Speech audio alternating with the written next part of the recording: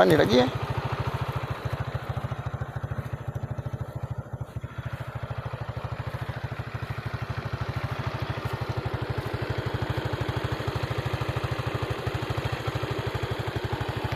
Oh, jam kita ni dah mampu dah ni. Pakai je lah. Tak ada jam ni. Ada lagi tukar bateri. Kita pergi try tukar bateri tengok jadi macam mana.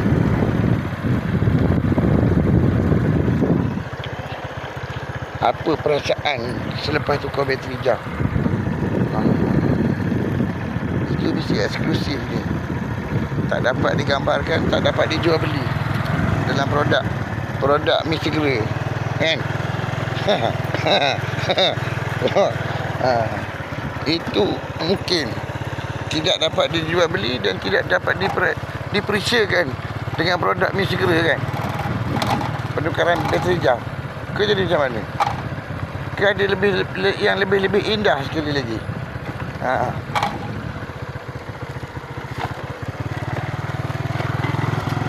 Keindahan sebelit.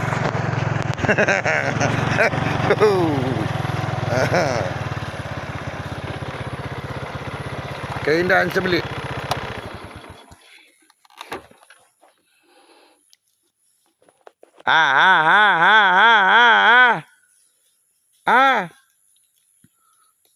Tak tumbuh tanduk lagi ni. Yang lembu macam yang putih kita tunjuk ni, yang coklat tu, yang besar, panjang, tak ada.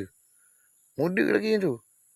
Lebih kurang dalam baru 5 tahun ni, 6 tahun aku balik kemari.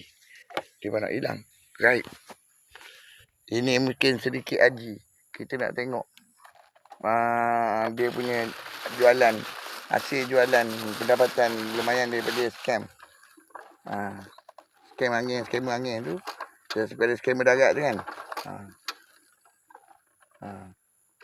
Macam mana? Boleh tak dapatkan boleh? Dia punya teknik scam. Macam mana dia punya pengubahan wang haram tadi tu?